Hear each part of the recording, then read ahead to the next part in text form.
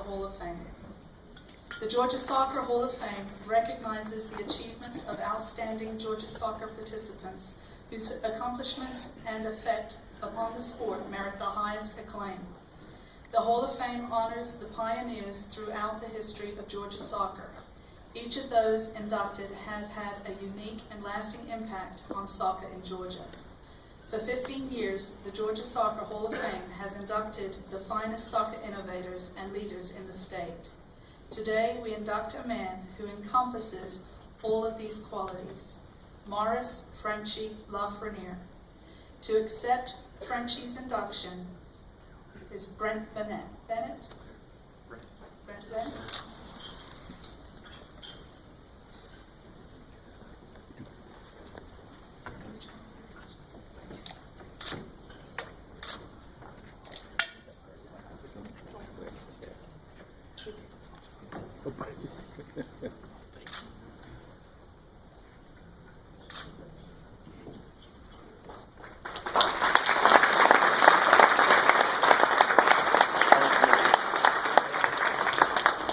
First, I want to congratulate the other award winners.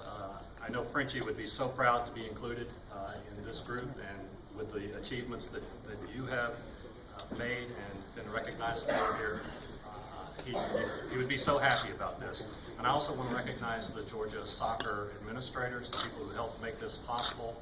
Suzanne Donahue, I believe, Kelsey, who helped out. A number of people really helped us.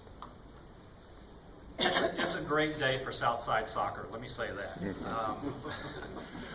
We are honoring a man who gave so much to the game and to boys and young men in South Atlanta for so many years, really. It doesn't even make sense to talk about the number of hours he gave. He was a referee at the youth level, at the high school level, at the college level, at the amateur level. He began coaching so that his son would have a place to play in a boys club in South Atlanta. That became a boys club team that became an under 13 team, I think, and then an under 16 team, and then an under 19 team, and then an amateur team. He developed players and boys into young men in a way that you really don't appreciate until you get older, I think.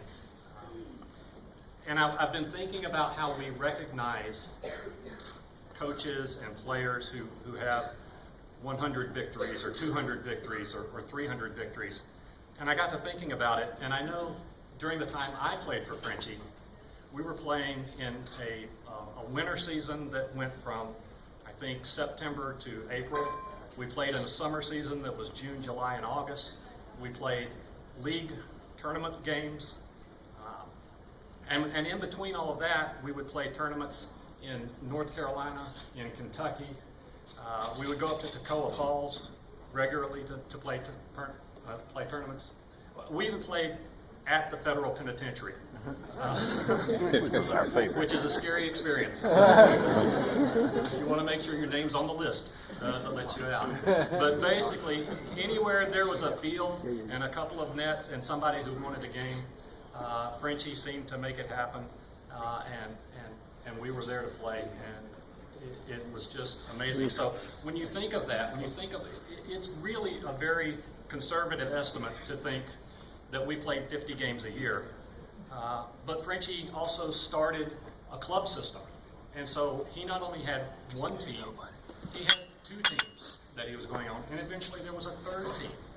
And so he was bringing players along to play. We played in the first division, in the second division, in the third division. We worked our way up like we were supposed to.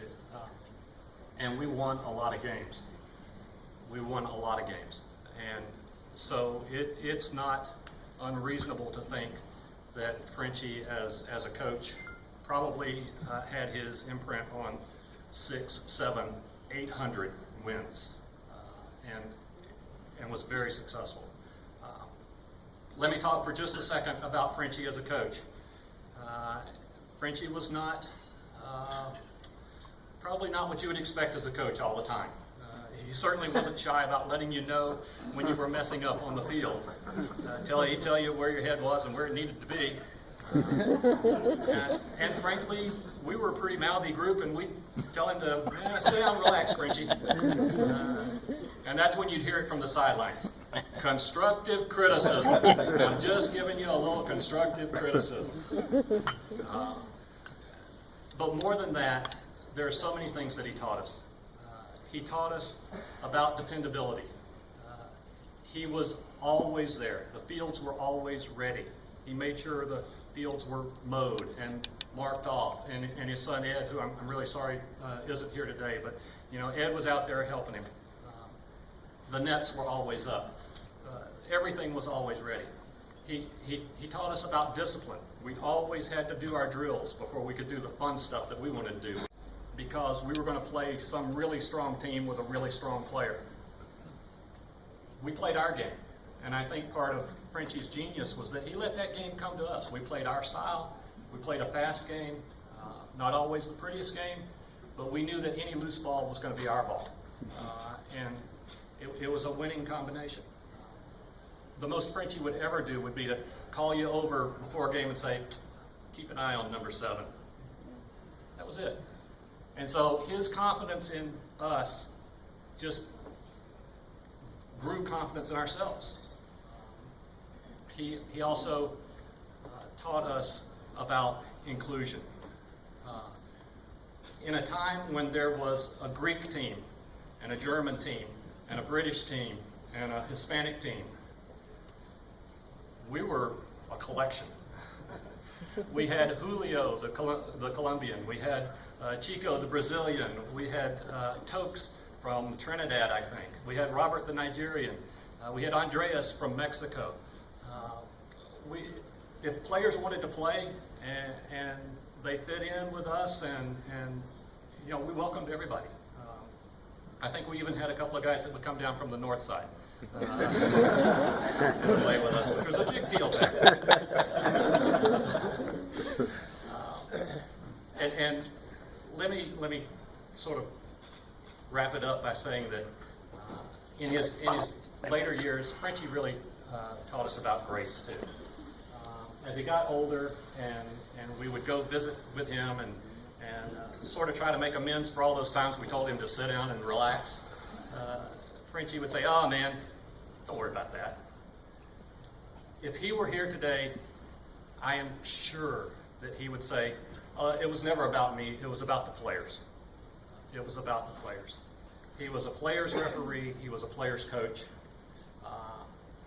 And I'm almost 60 years old, and we've got a bunch of guys here who are here because of the impact that he had on our lives.